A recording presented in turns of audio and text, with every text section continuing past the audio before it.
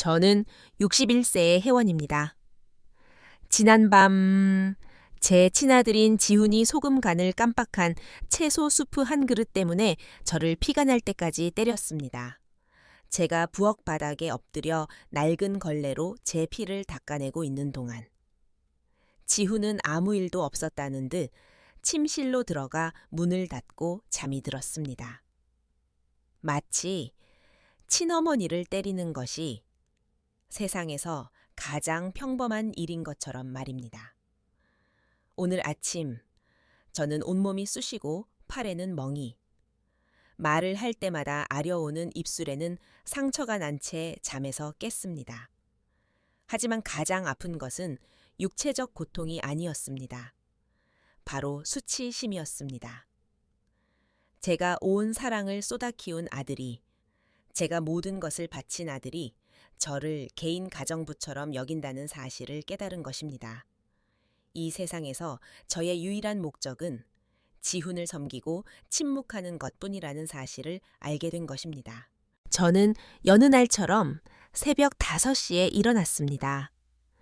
지훈은 이미 깨어 있었고 말끔한 회색 정장 차림으로 부엌 식탁에 앉아 휴대폰을 보고 있었습니다. 제가 들어섰는데도 저를 쳐다보지도 않았습니다. 고개도 들지 않은 채 차갑게 말했습니다. 아침 식사 서둘러요. 중요한 회의가 있습니다. 마치 지난밤에 저에게 소리를 지르며 쓸모없는 노인네라고 욕하고 자기가 제 아들이 아니었으면 당장 집 밖으로 쫓아냈을 거라고 말하지 않은 것처럼 행동했습니다. 저는 치즈 3스푼, 토스트 2조각, 설탕 없는 블랙커피 등 지훈이 좋아하는 방식 그대로 스크램블 에그를 준비했습니다. 모든 것이 완벽해야 했고 아주 작은 디테일 하나까지 정확해야 했습니다. 조금이라도 흐트러지면 지훈은 분노를 터뜨렸으니까요. 그리고 지훈이 화를 낼 때마다 저는 늘 그 결과를 감당해야 하는 사람이었습니다. 지훈이 아침 식사를 하는 동안 현관문 자물쇠에 열쇠가 돌아가는 소리가 온 집안에 울려 퍼졌습니다. 지훈의 아내인 서연이었습니다. 젊고 세련된 그녀는 늘 가짜 미소를 지으며 제게 인사했지만 저를 없는 사람처럼 대했습니다. 옅은 파란색 드레스에 하이힐을 신고 들어온 그녀는 지훈에게 키스하고 자신이 이 집의 주인이라도 되는 듯 식탁에 앉았습니다. 안녕하세요, 혜원 아주머니. 그녀는 지훈이 있을 때만 사용하는 달콤한 목소리로 제게 말했습니다.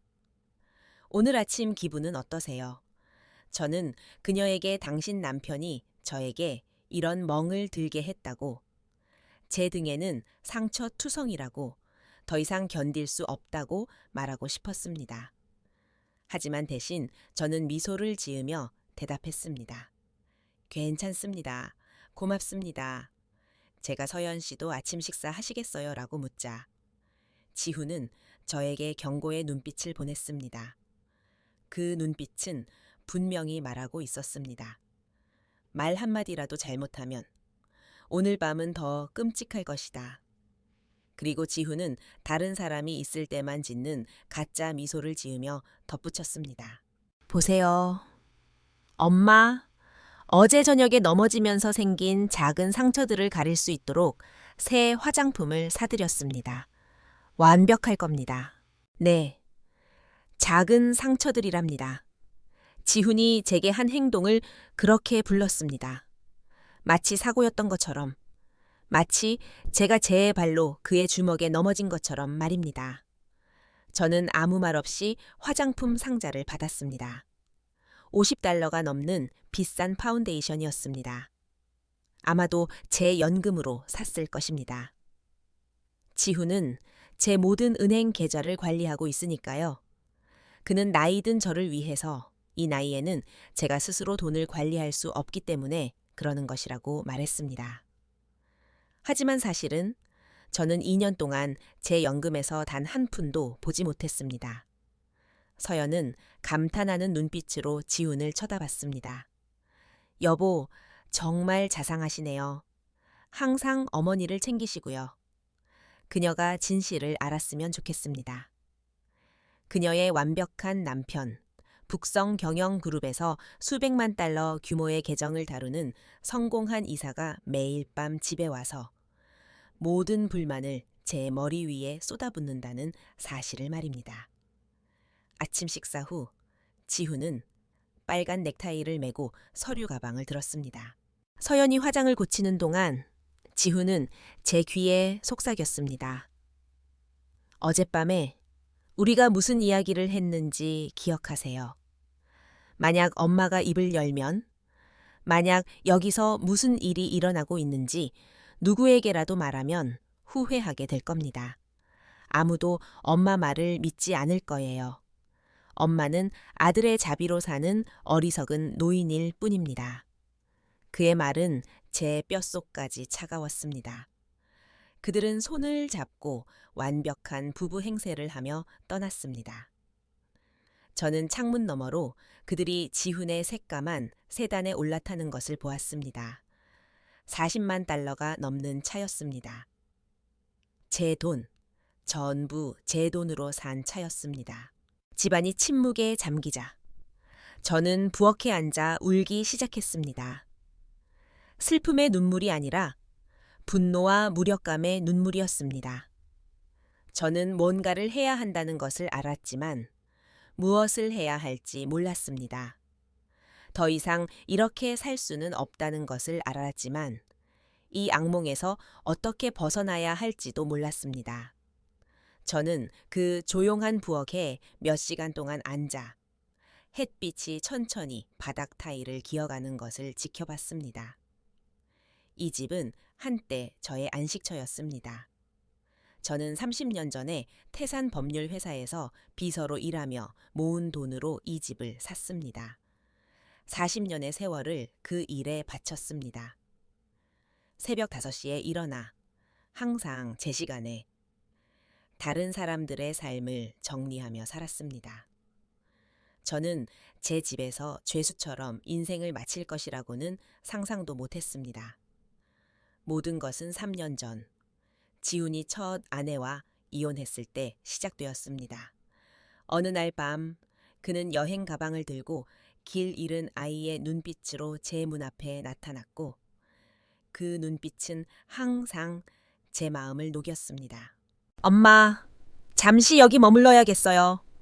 재정 상황이 정리될 때까지만요. 그는 이혼으로 파산했고 집을 잃었으며 갈 곳이 없다고 말했습니다. 저는 어리석은 엄마답게 문을 열고 마음을 열었습니다. 물론이지, 아들아. 여기는 내 집이기도 하단다. 제가 얼마나 순진했는지 모릅니다. 저는 제가 악마를 집에 들인 줄 몰랐습니다. 처음 몇 달은 평범하게 흘러갔습니다. 지훈은 일찍 일어나 출근했고 저녁에는 함께 저녁 식사를 했습니다. 심지어 장 보는 것도 도와줬습니다. 저는 마침내 제가 늘 꿈꿔왔던 엄마와 아들의 관계를 갖게 되었다고 생각했습니다. 하지만 모든 것이 서서히 바뀌기 시작했습니다. 처음에는 사소한 불평이었습니다. 엄마, 이거 너무 짜요.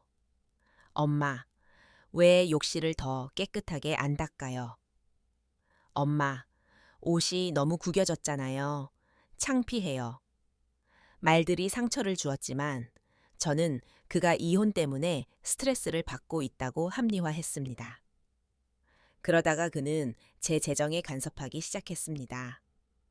엄마, 이 나이에는 현금을 많이 가지고 다니면 안 돼요. 위험합니다. 제가 계좌 관리를 도와드릴게요. 그리고 저는 바보처럼 그에게 제 은행 계좌 접근 권한을 주었습니다. 그냥 돕는 것뿐이야 라고 생각했습니다. 그는 내 아들이야. 절대 나를 해치지 않을 거야. 제가 틀렸습니다. 6개월 만에 지훈은 제 돈을 완전히 통제했습니다. 매월 200달러의 제 연금은 그의 계좌로 직행했습니다. 그는 제 개인 용돈으로 매주 20달러를 주었습니다. 마치 제가 용돈을 받는 어린아이처럼 말입니다. 제가 나머지 돈에 대해 물으면 그는 엄마, 제가 엄마의 저축을 투자해서 돈이 불어나도록 하는 겁니다. 저를 믿으세요 라고 말하곤 했습니다. 그러다 서연이 나타났습니다. 지훈보다 25살이나 어리고 완벽한 미소와 멀리서도 느껴지는 야망을 가진 여성이었습니다. 지훈은 북성 경영그룹에서 마케팅 보조로 일하는 그녀를 만났습니다. 6개월 후 그들은 10만 달러 이상을 들인 결혼식을 올렸습니다. 물론 제 돈이었습니다. 서연이 우리 삶에 들어온 이후로 모든 것이 더 나빠졌습니다. 지우는 저를 집안의 하인처럼 대하기 시작했습니다. 엄마, 서연이와 저녁 식사를 준비하세요. 고급스럽게 해야 합니다. 그녀는 고급스러운 것에 익숙해요. 엄마, 손님용 욕실을 깨끗이 청소하세요. 중요한 손님들이 곧 올 겁니다. 엄마, 이 셔츠는 손으로 세탁하세요. 너무 비싸서 세탁기에 넣을 수 없습니다. 그리고 저는 항상 복종했습니다. 저는 그가 화를 낼까봐 두려웠습니다. 저를 제 집에서 쫓아내겠다는 그의 위협을 실행에 옮길까봐 두려웠습니다. 왜냐하면 법적으로 이 집은 제 것이었지만 지훈은 저에게 안전을 위해 그의 이름을 등기부 등본에 추가하도록 설득했기 때문입니다. 폭력은 1년 전에 시작되었습니다. 처음에는 실수로 밀치는 것이었고 그 다음에는 제가 그의 뜻대로 뭔가를 하지 않았을 때 팔뚝을 꼬집는 것이었습니다. 엄마는 나를 미치게 만들어 너무 느려. 그러다가 음식 맛이 마음에 들지 않으면 어깨를 치거나 따귀를 때리는 것으로 제가 충분히 빨리 청소하지 않으면 등을 주먹으로 치는 것으로 수위가 높아졌습니다. 하지만 지난 밤은 달랐습니다. 지난 밤 그는 제가 결코 넘을 수 없으리라 생각했던 선을 넘었습니다. 저는 저녁 식사로 채소 수프를 준비했습니다. 화요일이었고 우리는 항상 화요일에 간단히 먹었습니다. 저는 조심스럽게 식탁을 차리고 토스트와 뜨거운 수프 한 그릇을 놓았습니다. 모든 것이 괜찮았습니다. 지우는 지친 채 퇴근했고 제게 인사도 없이 식탁에 앉았습니다. 그는 첫 한 숟가락을 마셨고 그의 얼굴이 변했습니다. 이게 뭐야?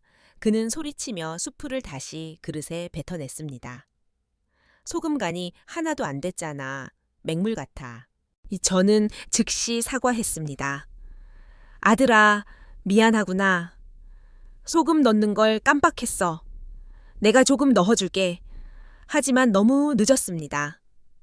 지훈은 야수처럼 식탁에서 벌떡 일어나 수프 그릇을 잡고 제 얼굴에 그대로 던졌습니다. 뜨거운 액체가 제 뺨을 데웠고 도자기 조각이 제 입술을 베었습니다. 쓸모없는 노인네, 그는 소리치며 제 팔을 움켜쥐었고 멍이 들 것임을 알았습니다. 40년 동안 비서로 일했으면서 수프 한 그릇도 제대로 못 만드냐. 한심해. 그는 저를 부엌벽으로 밀쳤습니다. 제 머리가 타일에 부딪혔고 저는 어지러움을 느꼈습니다. 하지만 그는 멈추지 않았습니다.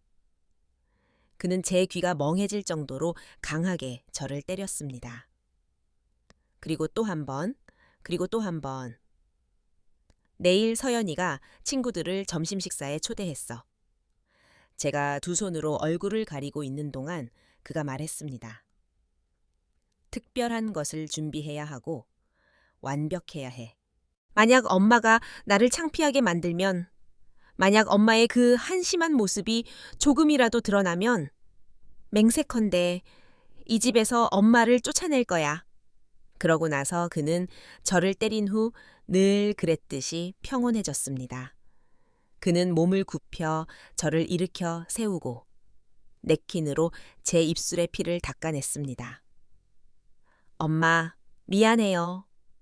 그는 부드러운 목소리로 말했습니다. 그냥 엄마가 이런 모습인 걸 보니 너무 실망해서 그래요. 엄마는 더 잘할 수 있다는 걸 알아요. 다 엄마를 위한 거예요. 엄마가 교훈을 얻을 수 있도록요. 그리고 그는 아무 일도 없었다는 듯 평화롭게 잠자리에 들었습니다. 저는 밤새 부엌에 앉아 수프 잔해와 깨진 도자기 조각들을 치웠습니다. 제가 주워 담는 깨진 조각 하나하나가 제 존엄성의 조각을 다시 모으는 것 같았습니다. 입술은 여전히 피가 났지만 더 이상 육체적인 고통만이 전부가 아니었습니다. 더 깊고 더 어두운 무언가였습니다.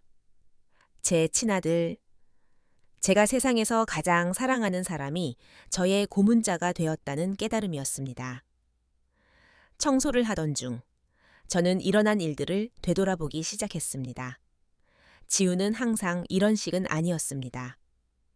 어렸을 때 그는 착하고 다정한 아이였습니다. 아버지는 그가 8살 때 우리를 떠났고 그때부터 저와 아들 둘이서 세상과 맞서 싸웠습니다. 저는 그가 필요한 모든 것을 주기 위해 수년 동안 2가지 일을 했습니다. 제가 감당할 수 있는 최고의 사립학교에 보냈습니다. 브랜드 옷을 사주고 피아노 레슨, 영어 레슨, 그가 요구하는 모든 것을 해줬습니다. 아마 그것이 제 실수였을 것입니다. 제가 그를 너무 응석바디로 키워서 그는 결코 존중, 노력, 진정한 사랑의 가치를 배우지 못했을지도 모릅니다. 저는 항상 그에게 모든 것을 은쟁반에 담아주었고 그 대가로 아무것도 요구하지 않았습니다. 그리고 이제 35년 후 저는 제 결정에 대한 대가를 치르고 있는 사람이었습니다. 새벽이 되자 저는 그가 계단을 내려오는 소리를 들었습니다. 그가 가까이 올 때마다 그랬듯이 심장이 빨리 뛰기 시작했습니다. 사람이 자신의 집에서 지속적인 경계 상태로 살아야 한다는 것은 놀라운 일입니다. 그는 부엌으로 들어섰고 이미 검은 정장을 입고 평소처럼 휴대폰을 확인하고 있었습니다. 이번에는 아침 식사를 요구하지도 않았습니다. 그는 그냥 앉아서 제가 차려주기를 기다렸습니다. 저는 그의 스크램블, 에그, 블랙커피, 토스트 2조각을 절대적인 침묵 속에서 준비했습니다. 그는 제가 없는 사람인 것처럼 이메일을 확인하면서 식사를 했습니다. 7시 30분에 서연이 도착했습니다. 이번에는 몸에 딱 붙는 노란색 드레스에 바닥에 망치 소리처럼 울리는 하이힐을 신었습니다. 그녀는 여느 때처럼 빛났습니다. 저는 그녀가 제 몸에 팔의 흔적, 지훈이 목소리를 높일 때마다 제가 움찔하는 것을 한 번이라도 알아차린 적이 있는지 궁금했습니다. 안녕하세요. 혜원 아주머니. 그녀는 특별한 날에 사용하는 그 달콤한 목소리로 제게 말했습니다. 오늘 기분은 어떠세요? 괜찮습니다. 고맙습니다. 저는 여느 때처럼 거짓말했습니다. 아침 식사 하시겠어요? 커피 한 잔만 주세요. 그녀가 말했습니다. 인공 감미료를 넣은 연한 커피로요. 제가 그녀에게 커피를 내어주는 동안 저는 그녀가 저를 몰래 관찰하고 있다는 것을 알아차렸습니다. 그녀의 시선은 제가 화장을 했음에도 불구하고 부어오른 제 입술, 셔츠 깃 아래 숨겨진 멍에 머물렀습니다. 잠시 동안 저는 그녀가 뭔가 말할 거라고, 무슨 일이 있었는지 물어볼 거라고 생각했지만 대신 그녀는 단순히 고개를 돌리고 휴대폰을 계속 바라봤습니다. 지훈은 아침 식사를 마치고 저를 노려봤습니다. 엄마, 어젯밤에 내가 한 말 기억하세요?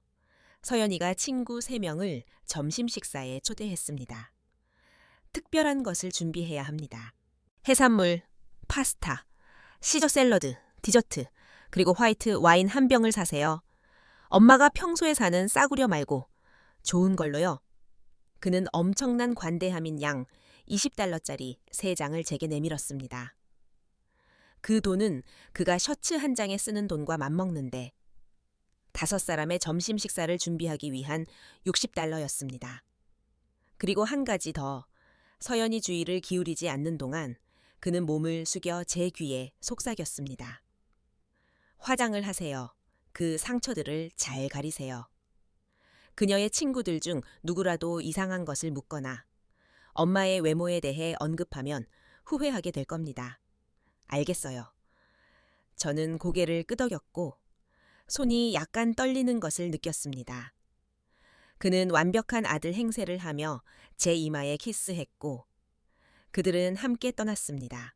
문이 닫히자마자 저는 부엌 의자에 주저앉았습니다. 정교한 점심 식사를 위한 60달러. 신선한 해산물은 최소한 파운드당 30달러입니다. 좋은 와인은 20달러를 더합니다. 그 적은 돈으로 어떻게 기적을 만들 수 있을까요? 하지만 저를 괴롭히는 것은 돈만이 아니었습니다. 서연의 친구들 앞에서 정상인 척해야 하는 압박감, 실제로는 제 집에서 학대받는 여성임에도 불구하고 완벽한 가정의 행복한 시어머니인 척해야 하는 압박감이었습니다. 저는 욕실 거울을 보고 거의 저 자신을 알아보지 못했습니다. 입술은 멍들고 부어 있었습니다. 입가에는 작은 상처가 있었습니다. 눈은 울어서 빨갛고 부어 있었습니다. 제 목의 멍은 쇄골 쪽으로 번지는 검은 얼룩 같았습니다. 저는 지훈이 준 화장품 상자를 열었습니다. 서연처럼 세련된 여성들이 매일 사용하는 비싼 수입 파운데이션이었습니다. 저는 조심스럽게 바르기 시작했고 모든 상처, 모든 멍, 이 집에서 실제로 무슨 일이 일어났는지에 대한 모든 증거를 가렸습니다. 화장을 하면서 저는 이전에 제가 몇 번이나 이런 짓을 했는지 생각하지 않을 수 없었습니다. 멍을 가리기 위해, 넘어지거나 사고를 당했다는 변명을 지어내기 위해 제가 얼마나 많은 아침을 일찍 일어났는지 말입니다.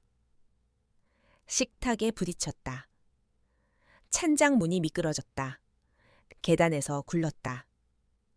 아들의 명예를 보호하기 위해 끝없이 거짓말을 했습니다. 저는 쇼핑 목록을 손에 들고 완벽하게 화장한 얼굴로 밖으로 나섰습니다.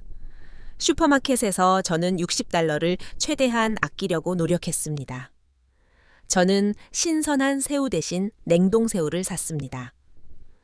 가장 싸지만 너무 나쁘지 않은 와인, 할인 중인 파스타, 한 푼 한 푼 계산했습니다. 제가 계산대에서 줄을 서 있을 때 한 나이 든 여성이 제게 다가왔습니다. 그녀는 제 바로 옆집에 사는 미숙이었습니다. 60대 과부로 항상 제게 친절했던 분이었습니다. 안녕하세요, 혜원 씨. 그녀는 따뜻한 미소를 지으며 말했습니다. 잘 지내시죠? 요즘 마당에서 못 봤네요. 안녕하세요, 미숙 씨. 저는 말했습니다. 괜찮습니다. 고맙습니다. 그냥 집안일로 바빴어요. 그녀는 저를 유심히 쳐다봤고 저는 그녀의 시선이 제가 화장을 했음에도 불구하고 제 입술에 머무는 것을 알아차렸습니다. 입이 닫히셨어요. 그녀는 진정한 관심으로 물었습니다. 제 심장이 뛰기 시작했습니다. 아니요, 아무것도 아니에요. 저는 거짓말했습니다. 어젯밤에 찬장 문에 부딪혔어요. 제가 얼마나 덤벙대는지 아시잖아요. 미숙은 눈살을 찌푸렸지만 더 이상 묻지 않았습니다. 필요한 게 있으면 제 집 아시죠? 오후에는 항상 집에 있어요. 그녀의 말은 제 마음을 바로 때렸습니다. 진심으로 저를 도와주겠다고 제안한 사람이, 진정한 친절로 저를 대해준 사람이 너무 오랜만이었습니다. 잠시 동안 저는 그녀에게 모든 것을 말하고 도움을 청하고 제가 살고 있는 악몽을 고백하고 싶었습니다. 하지만 지훈의 목소리가 제 머릿속에 울려 퍼졌습니다. 만약 엄마가 입을 열면, 만약 여기서 무슨 일이 일어나고 있는지 누구에게라도 말하면 후회하게 될 겁니다. 아무도 엄마 말을 믿지 않을 거예요. 엄마는 아들의 자비로 사는 어리석은 노인일 뿐입니다. 고맙습니다. 미숙 씨. 저는 간단히 말했습니다. 정말 친절하시네요. 저는 집으로 돌아와 미친 듯이 요리를 시작했습니다. 서연과 그녀의 친구들이 도착하기 전인 전곡까지 모든 것을 준비해야 했습니다. 저는 집을 위아래로 청소하고 제가 가장 좋은 식탁보와 어머니에게 물려받은 도자기 세트, 특별한 경우에만 사용하는 크리스털 잔으로 식탁을 차리고 중앙에 꽃을 꽂았습니다. 모든 것이 완벽해야 했습니다. 요리를 하는 동안 저는 미숙이 한 말을 멈출 수 없었습니다. 필요한 게 있으면 제 집 아시죠? 그녀가 뭔가 의심하고 있는 걸까요? 그녀가 밤에 우리 집에서 나오는 비명 소리를 들은 걸까요? 11시 30분, 제 휴대폰이 울렸습니다. 모르는 번호였습니다. 혜원 아주머니 맞으십니까? 한 남자의 목소리가 물었습니다. 네, 접니다. 저는 아주머니 아드님, 지훈 씨 회사 격리 담당자입니다. 저희는 아주머니의 계좌에 있는 몇 가지 불일치에 대해 긴급하게 이야기해야 합니다. 제 심장이 멎었습니다. 불일치요, 저는 이해하지 못했습니다. 전화로 논의하고 싶지 않습니다. 혜원 아주머니. 오늘 오후 3시에 사무실로 오실 수 있습니까? 매우 중요합니다. 저는 손이 떨리는 채로 전화를 끊었습니다. 지훈이 회사에서 무슨 짓을 한 걸까요? 왜 그들이 저에게 전화한 걸까요? 뱃속에서 불길한 느낌이 밀려왔지만 서연과 그녀의 친구들이 도착했기 때문에 더 이상 생각할 시간이 없었습니다. 초인종은 정오에 정확히 울렸습니다. 저는 심호흡을 하고 마지막으로 화장을 고치고 문을 열어주었습니다. 서연은 그녀의 친구 3명과 함께 서 있었고 모두 패션쇼에 온 것처럼 옷을 입었습니다. 비싼 드레스, 디자이너 핸드백, 제 월 연금보다 비싼 신발들이었습니다. 안녕하세요. 혜원 아주머니. 서연은 특별한 경우에 사용하는 그 달콤한 목소리로 말했습니다. 제 친구들을 소개할게요. 이쪽은 혜진입니다. 인사팀에서 일하고요. 이쪽은 마케팅팀의 선아입니다. 그리고 이쪽은 법무팀의 은지입니다. 은지라는 이름을 듣는 순간 제 심장이 거의 멎을 뻔했습니다. 우연일 리가 없었습니다. 저는 그녀를 자세히 보았고 그녀는 정말 제 친동생이었습니다. 2년 넘게 보지 못했던 제 친동생 은지였습니다. 은지는 저와 똑같이 놀란 표정으로 저를 바라봤습니다. 하지만 우리는 둘 다 침착함을 유지했습니다. 그녀는 항상 저보다 더 영리하고 교활했습니다. 그녀는 특히 제 짙은 화장과 긴장한 모습을 보고 무언가 이상하다는 것을 즉시 알아차렸습니다. 혜원 아주머니를 만나 뵙게 되어 기쁩니다. 그녀는 저를 아는 척하지 않으면서 격식 있게 말했습니다. 며느님께서 아주머니에 대해 많이 이야기해 주셨어요. 저는 그들을 식사 공간으로 안내했고 제가 가장 좋은 식탁보와 어머니에게 물려받은 도자기 세트, 특별한 경우에만 사용하는 크리스털 잔으로 식탁을 차려놓은 곳이었습니다. 지훈이 요구한 대로 모든 것이 우아해 보였습니다. 저는 음식을 나르면서 손이 떨리지 않도록 노력했습니다. 부족한 예산에도 불구하고 새우 파스타는 꽤 괜찮았습니다. 시저 샐러드는 신선해 보였습니다. 빵은 아직 따뜻했습니다. 저는 심지어 간단한 티라미수 디저트도 만들 수 있었습니다.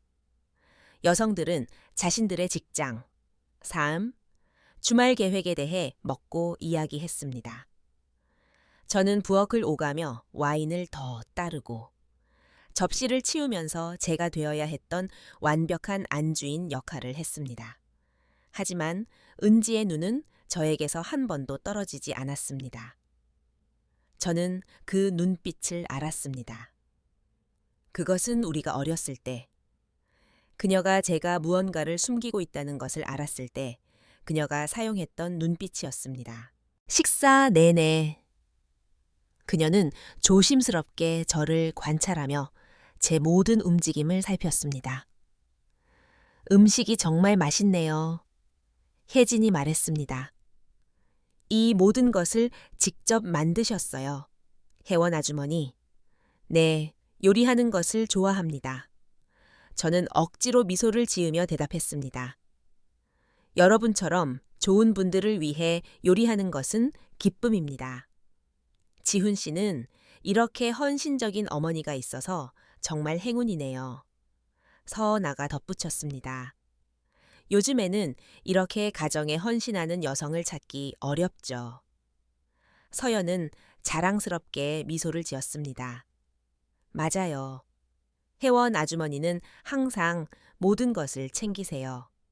집사 같지만 사랑으로 하시니 더 좋죠. 그녀의 말은 칼처럼 저를 찔렀지만 저는 미소를 유지했습니다. 집사. 그녀가 저를 그렇게 생각하는 것이었습니다. 어머니도 권리와 존엄성을 가진 사람도 아닌 무료하인 말입니다. 은지가 헛기침을 했습니다. 아주머니는 이전에 어떤 일을 하셨어요? 항상 전업주부이셨나요? 저는 잠시 멈췄고 오랜만에 처음으로 약간의 자부심을 느꼈습니다. 저는 태산법률회사에서 40년 동안 비서로 일했습니다. 3년 전에 은퇴했습니다. 은지의 눈이 빛났습니다. 태산법률회사는 그녀가 법학을 공부하는 동안 인턴으로 일했던 도시에서 가장 권위 있는 회사 중 하나였습니다.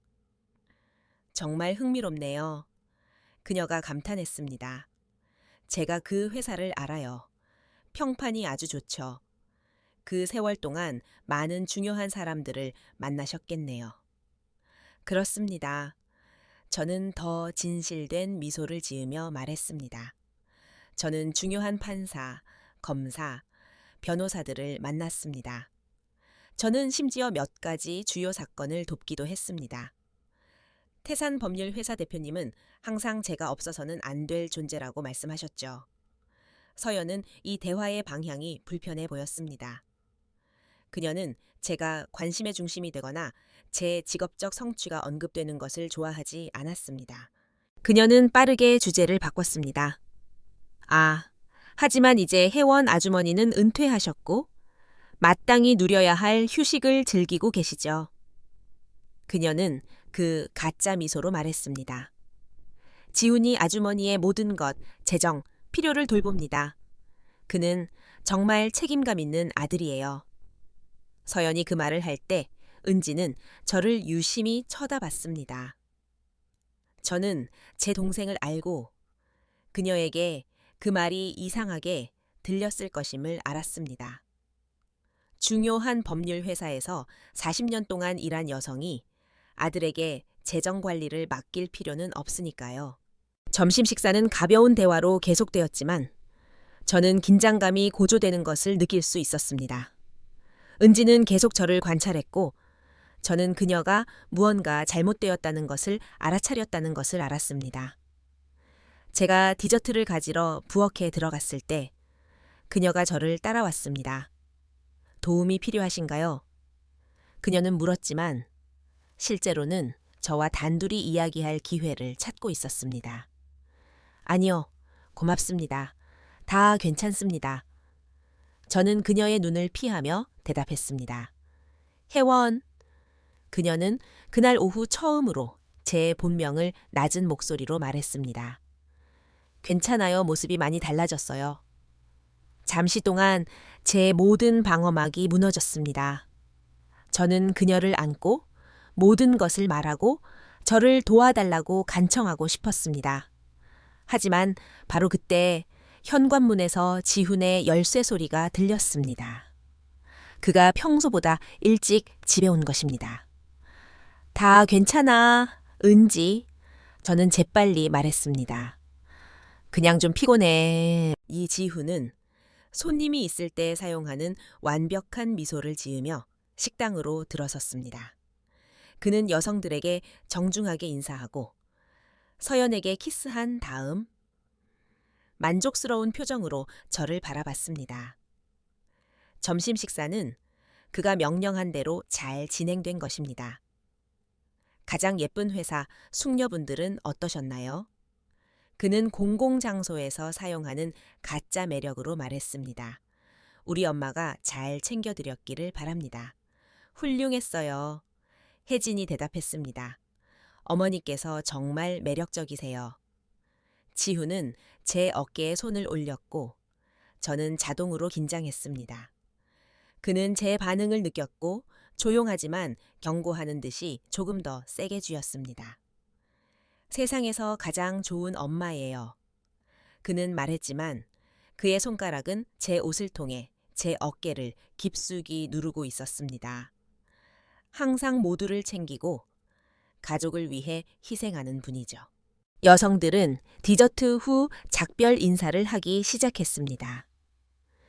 은지가 가장 마지막에 떠났고 문을 나서기 전에 제 손을 잡았습니다. 혜원 아주머니를 만나 뵙게 되어 기쁩니다. 그녀는 지훈이 들을 수 있도록 큰 소리로 말했습니다. 하지만 그러고 나서 그녀는 제 귀에 속삭였습니다. 곧 다시 만나요. 모두가 떠나자. 지훈은 문을 닫았고 그의 얼굴 표정이 완전히 바뀌었습니다.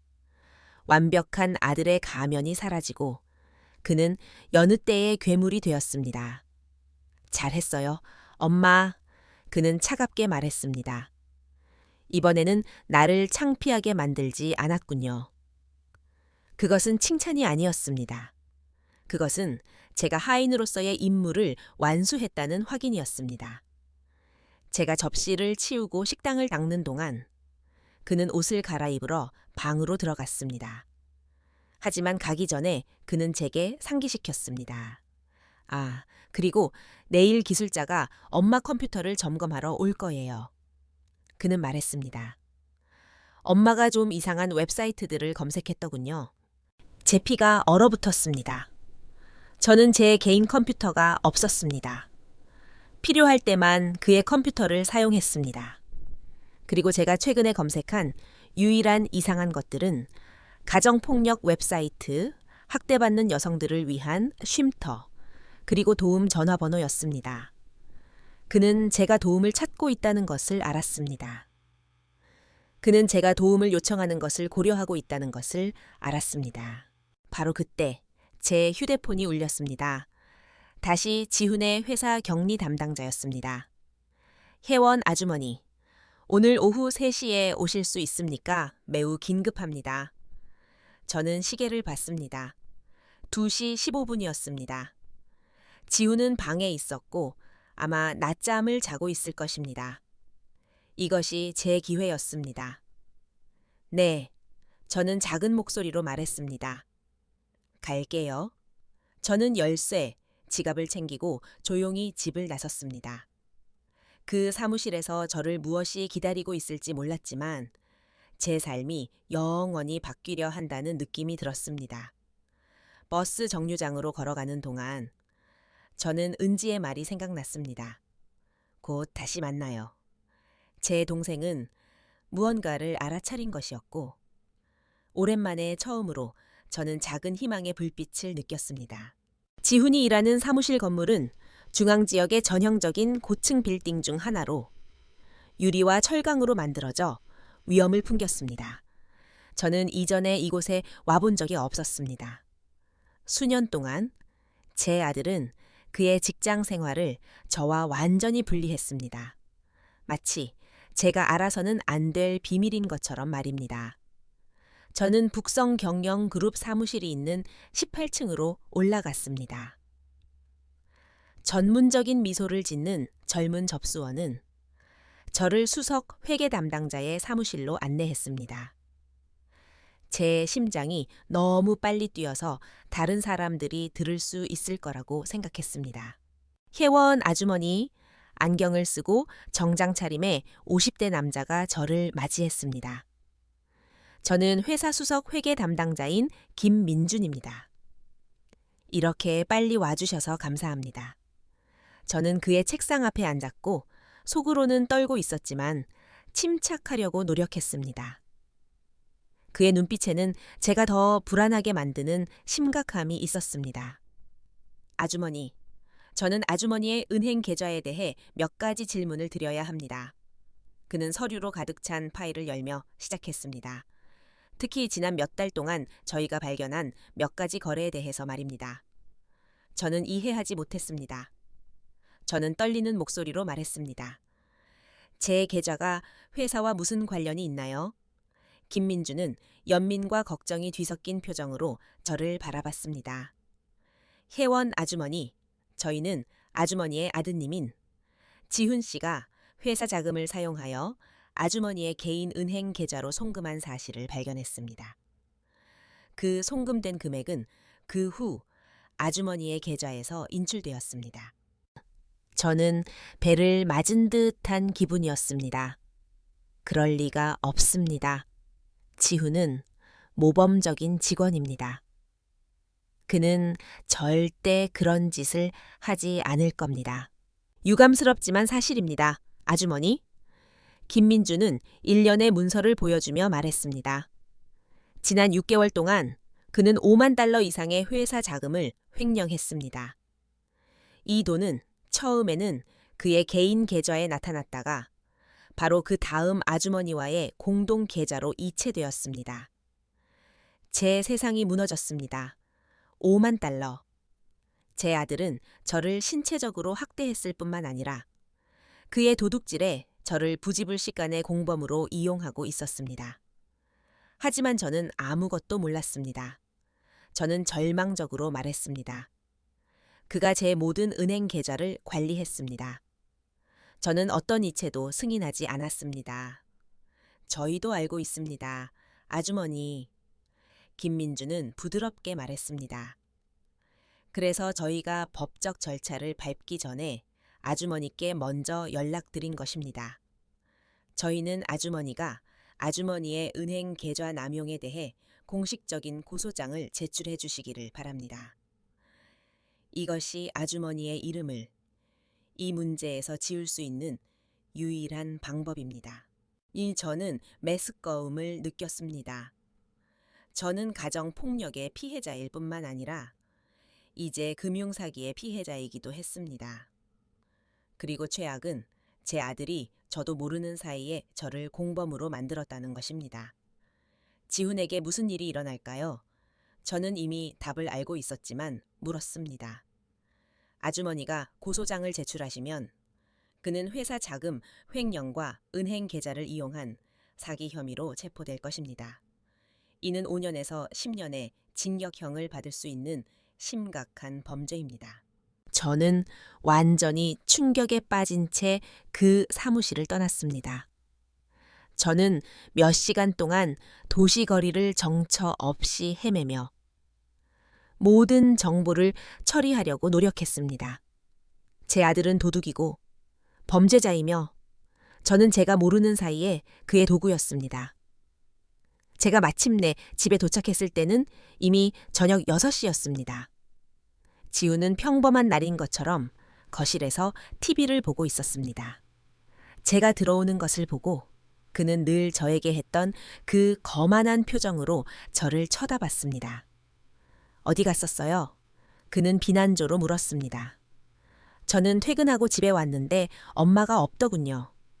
점심 식사 후 집이 엉망이 되었어요. 수년 만에 처음으로 저는 고개를 숙이지 않고 그의 눈을 똑바로 쳐다봤습니다.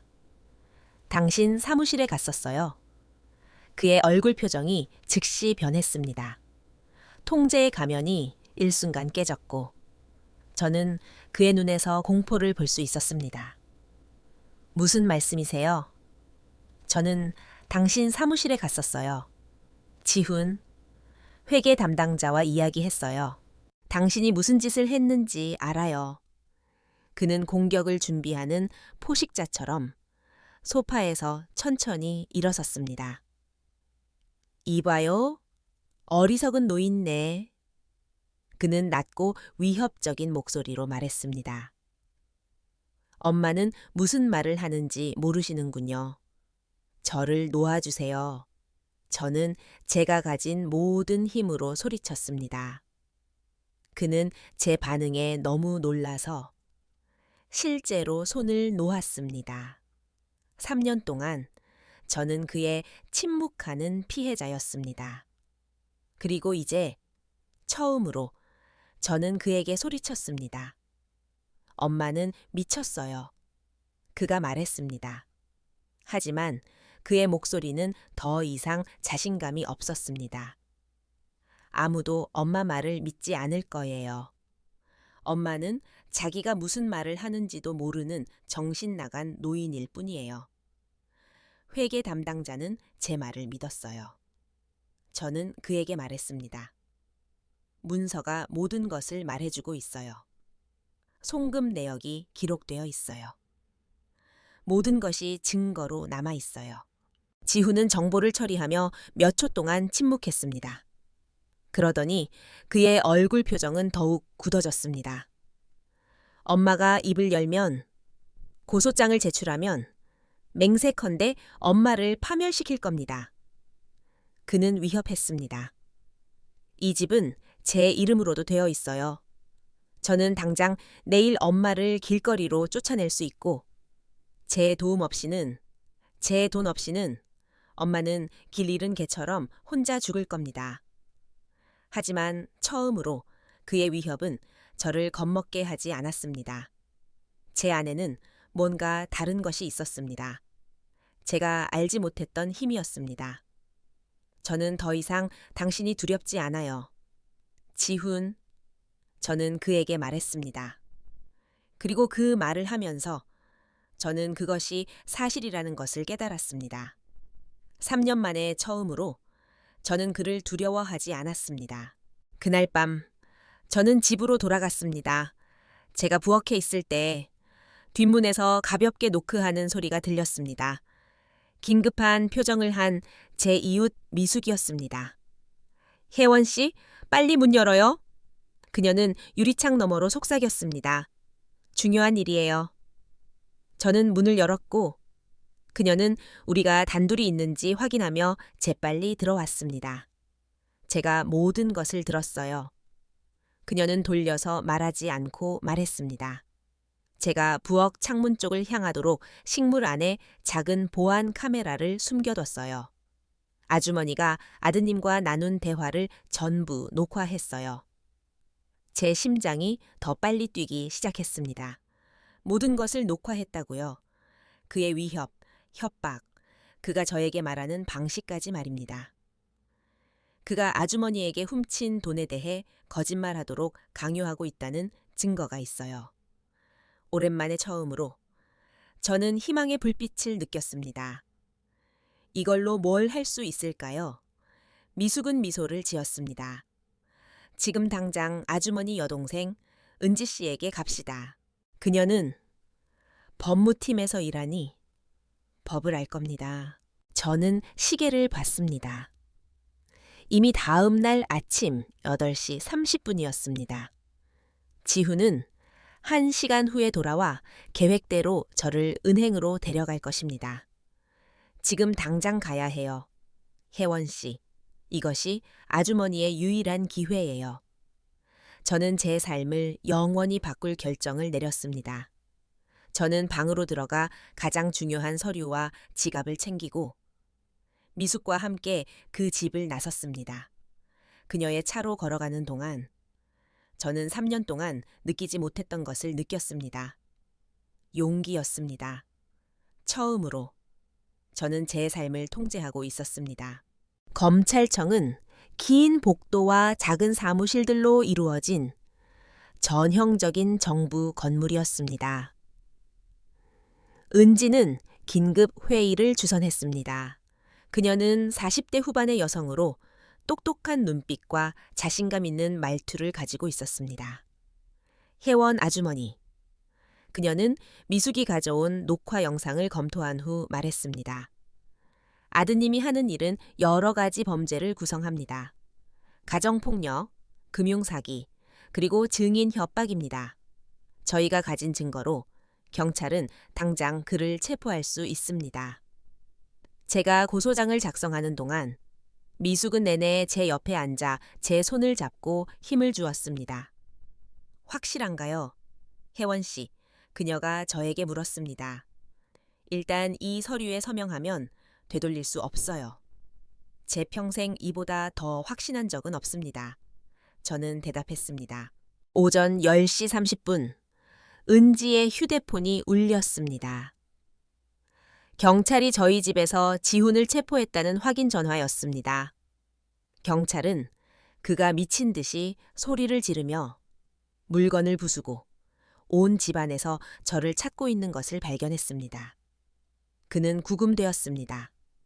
은지가 말했습니다. 그리고 북성경영그룹 회사도 횡령 혐의로 별도의 고소장을 제출했습니다. 그 후 지훈은 법정에 섰습니다. 판사는 증거가 가정폭력, 금융사기, 증인 협박의 명확한 패턴을 보여준다고 판결했습니다. 혐의의 심각성과 피고인이 피해자에게 가하는 위험을 고려하여 피고인의 보석 요청은 기각됩니다. 피고인은 재판일까지 구금될 것입니다. 지훈은 격분했습니다. 이건 불공평합니다. 그는 소리치며 일어섰습니다. 이 미친 노인네가 모든 것을 꾸며낸 겁니다. 저는 존경받는 시민입니다. 저는 권리가 있습니다. 경찰이 그를 붙잡는 동안 그는 계속 소리쳤습니다.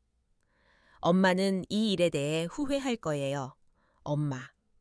제가 여기서 나가면 제가 감옥에 있었던 매일매일의 대가를 엄마에게 치르게 할 겁니다. 하지만 이야기는 거기서 끝나지 않았습니다. 일주일 후 저는 감옥에 있는 지훈에게서 협박 편지를 받았습니다.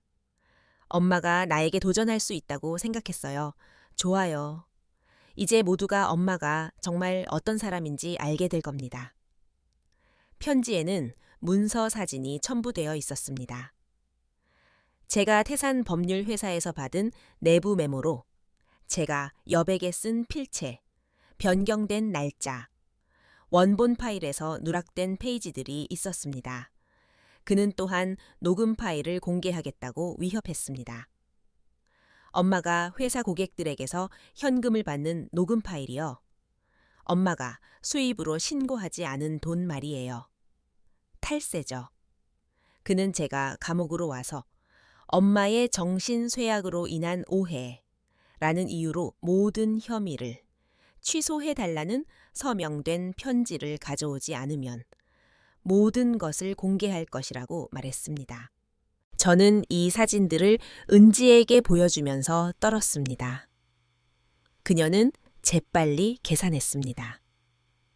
언니가 40년 동안 신고하지 않은 현금은 약 7,000달러에 달할 수 있어요. 하지만 이자와 벌금을 합치면 우리는 약 4만 달러의 세금 부채에 직면할 수 있습니다. 가장 심각한 것은 기술적으로 그것이 탈세라는 것입니다. 제 아들은 완벽한 덫을 놓았습니다. 제가 그를 고소하면 그는 제 자신의 실수에 대한 증거로 저를 파멸시킬 것입니다. 세 번째 선택지가 있어요. 은지는 잠시 생각한 후 말했습니다. 아무도 예상하지 못할 선택지죠. 우리가 그를 앞지르는 겁니다. 우리는 그가 그것을 협박에 사용할 수 있기 전에 언니의 모든 실수를 자발적으로 고백하는 겁니다. 그리고 그 고백을 사용하여 언니의 아들이 감옥에 있으면서도 피해자를 심리적으로 통제하는 교활한 조종자임을 보여주는 겁니다. 그것은 위험한 도박이었습니다. 그것은 제가 실수했음을 공개적으로 인정하고 가능한 법적 결과에 직면하며 대중의 수치심에 스스로를 노출시키는 것을 의미했습니다. 그러나 저는 제 결정을 내렸습니다. 다음 날 아침, 은지는 기자회견을 준비했습니다. 홀은 기자, 카메라, 마이크로폰으로 가득 찼습니다. 제 이름은 혜원입니다. 저는 카메라를 똑바로 쳐다보며 시작했습니다. 저는 61세이고 지난 3년 동안 제 아들 지훈에게 가정폭력을 당한 피해자였습니다. 저는 제 이야기 전체를 말했습니다. 구타, 재정적 통제, 위협, 그리고 제 돈에 대한 체계적인 절도 행위까지 말입니다. 하지만 저는 지훈이 비밀로 유지하고 싶어 했던 부분도 말했습니다. 태산법률회사에서 비서로 일했던 40년 동안 저는 실수를 저질렀습니다. 저는 단어 하나하나에 확신을 느끼며 말했습니다. 당시에는 불법인 줄 몰랐지만 지금은 그것이 무엇인지 깨달았습니다. 저는 변경된 문서, 신고되지 않은 돈, 모든 것을 설명했습니다. 저는 아무것도 숨기지 않았습니다. 그 영향은 엄청났습니다. 대중은 저를 범죄자로 보지 않았고 어둠 속에서 살아야 했고 사랑하는 사람에게 학대당한 용감한 여성으로 보았습니다. 은지는 그 후 검찰청이 저의 자발적인 고백을 받아들였으며 저의 과거 실수에 대해 저를 기소하지 않기로 동의했다고 발표했습니다. 제 의뢰인의 자발적인 고백은 그녀가 협박의 피해자라는 사실과 결합되어 그녀를 피고인이 아닌 증인으로서 더욱 유용하게 만듭니다. 은지는 설명했습니다. 그날 밤 몇 달 만에 처음으로 저는 제 집으로 돌아와 잠을 잤습니다. 지훈은 여전히 감옥에 있었고 수년 동안 그곳에 머물게 할 수 있는 여러 혐의에 직면했습니다. 제가 더 이상 숨길 비밀이 없었기 때문에 그의 협박은 모든 힘을 일회었습니다. 제 휴대폰이 울렸습니다. 지훈이었습니다. 엄마가 모든 것을 망쳤어요. 그는 분노가 아니라 깊은 슬픔을 느끼며 말했습니다. 엄마가 제가 여기서 나갈 수 있는 마지막 기회를 망쳤어요. 아니, 지훈. 저는 대답했습니다. 네가 네 엄마를 네 피해자로 만들기로 결정했을 때 그 기회를 망친 건 바로 너였어. 전화 저편에는 긴 침묵이 흘렀습니다. 엄마는 저를 용서해 주실 건가요? 마침내 그가 물었습니다. 언젠가는. 저는 솔직하게 말했습니다. 네가 한 일에 대한 대가를 치르고 변화하기 위해 진정한 도움을 찾고 네가 초래한 피해를 이해할 때 언젠가는 엄마가 너를 용서할 수도 있을 거야. 하지만 엄마는 절대 잊지 않을 거야. 저는 전화를 끊고 휴대폰을 껐습니다. 내일 저는 새 직장, 새 삶을 시작할 것입니다. 하지만 그날 밤 저는 두려움 없이, 위협 없이, 협박 없이 제 집에서 평화롭게 잠들고 싶었습니다. 3년 만에 처음으로 저는 완전히 자유로웠습니다. 그리고 그 길이 고통스러웠을지라도 제가 제 자신의 실수를 공개적으로 직면해야 했음에도 불구하고 그리고 제가 아들과의 관계를 영원히 잃었음에도 불구하고 저는 제가 올바른 결정을 내렸다는 것을 알았습니다. 지훈은 피해자도 강해질 수 있다는 것을, 비밀은 빛에 노출될 때 힘을 잃는다는 것을, 그리고 정의는 비록 느리지만 결국은 온다는 것을 배웠습니다. 그리고 저는 그림자 속에서 얼마나 많은 해를 살았든 자신의 삶을 되찾는 데는 결코 늦지 않는다는 것을 배웠습니다. 이것이 저의 해방 이야기였습니다. 다른 여성들이 누가 그 족쇄를 채웠든 상관없이 자신들의 족쇄를 끊도록 영감을 주기를 바라는 이야기입니다.